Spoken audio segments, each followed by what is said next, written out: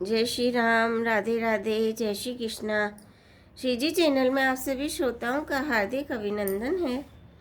कल हमने जाना था कि कपटी मुनि के बहकावे में आकर राजा सत्यकेतु 1 लाख ब्राह्मणों को न्योता देता है और परिवार सहित खाने पे बुलाता है। काल केतु राक्षस जो था वो ब्राह्मणों का मांस और पशुओं का मांस पकाता है। राजा सत्यकेतु ब्राह्मणों को परोसने लगता है। आकाशवाणी होती है कि इसे कोई न खाओ, राजा ने ये गलत भोजन परोसा है।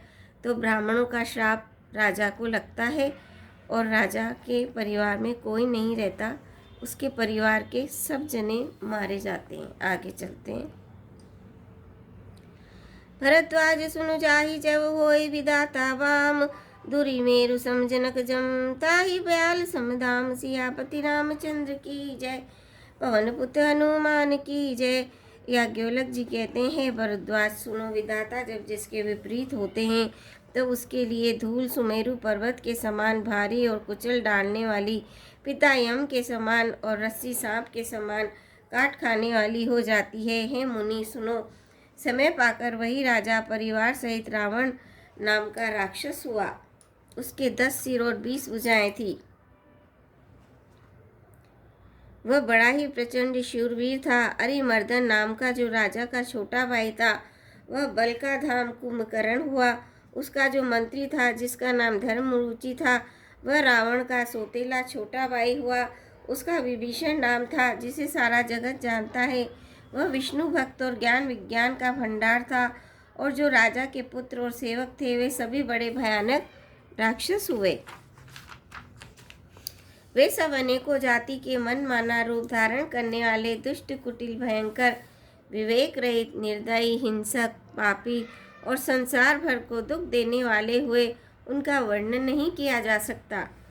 यद्यपि वे पुलस्त्य ऋषि के पवित्र, निर्मल और अनुपम कुल में उत्पन्न हुए, तथापि ब्राह्मणों के शाप के कारण वे सब पाप रूप हुए।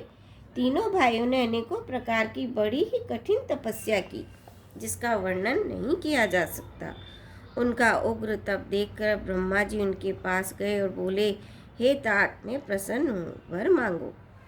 रावण ने विनय करके और चरण पकड़ कर कहा, हे जगदीश्वर, सुनिए, वानर और मनुष्य, इन 2 जातियों को छोड़कर हम और किसी के मारे न मरे, यह वर दीजिए। शिवजी कहते हैं कि मैंने और ब्रह्मा ने मिलकर उसे वर दिया कि ऐसा ही हो। तुमने बड़ा तप किया है। फिर ब्रह्मा जी कुंभकर्ण के पास गए। उसे देखकर उनके मन में बड़ा आश्चर्य हुआ। जो यह दुष्ट नित्य आहार करेगा तो सारा संसार ही उजाड़ जाएगा। ऐसा विचार कर ब्रह्मा जी ने सरस्वती जी को प्रेरणा करके उसकी बुद्धि फेर दी, जिससे उसने 6 महीने की नींद मांग ली। फिर ब्रह्मा जी विभीषण के पास गए और बोले, हे पुत्र, वर मांगो। उसने भगवान के चरण कमलों में निर्मल, निष्काम और अनन्य प्रेम मांगा। उनको वर देकर ब्रह्मा जी चले गए और वे तीनों भाई हर्षित होकर अपने घर को लौट आए। मैं दानव की मंदोदरी नाम की कन्या परम सुंदरी और स्त्रियों में शिरोमणि थी। मैंने उसे लाकर रावण को दिया। उसने जान लिया कि ये राक्षसों का राजा होगा। अच्छी स्त्री पाकर रावण प्रसन्न हुआ। फिर उसने जाकर दोनों भाइयों का विवाह कर दिया। समुद्र के बीच में त्रिकुट नामक पर्वत पर ब्रह्मा का बनाया हुआ एक बड़ा भारी किला था। महान, मायावी और निपुण कारीगर मय दानव ने उसको फिर से सजा दिया। उसमें मणियों से जड़े हुए सोने के अनगिनत महल थे। जैसी नाग कुल के रहने की पाताल लोक में भोगावतीपुरी है और इंद्र के रहने की स्वर्ग लोक में अमरावतीपुरी है, उनसे भी अधिक सुंदर और बांका वह दुर्ग था। जगत में उसका नाम लंका प्रसिद्ध हुआ।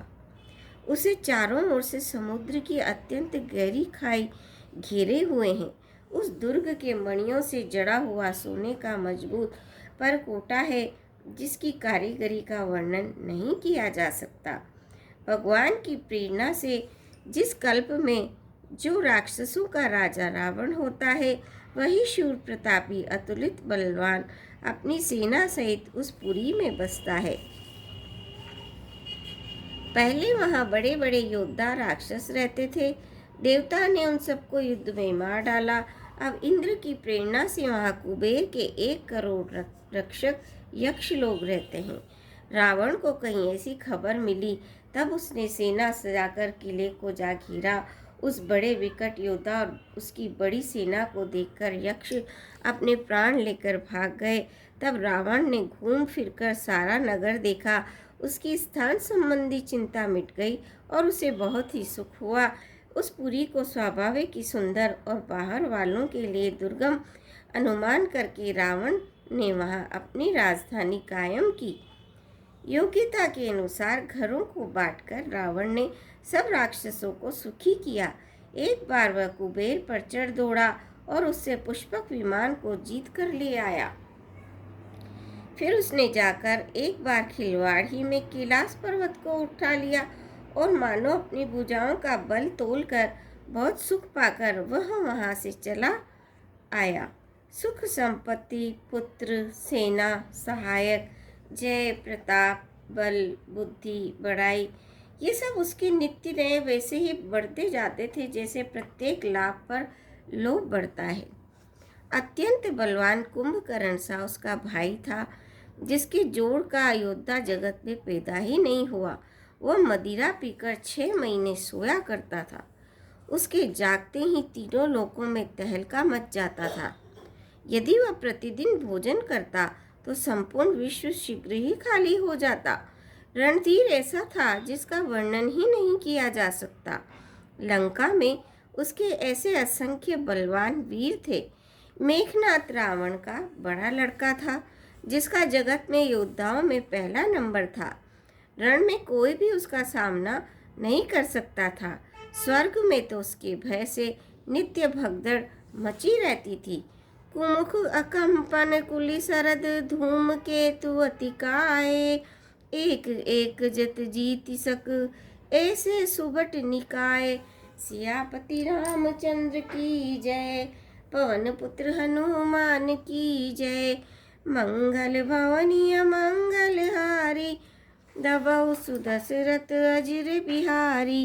दीन दयाल विरद संभारी, हरौ नाथ मम संकट भारी।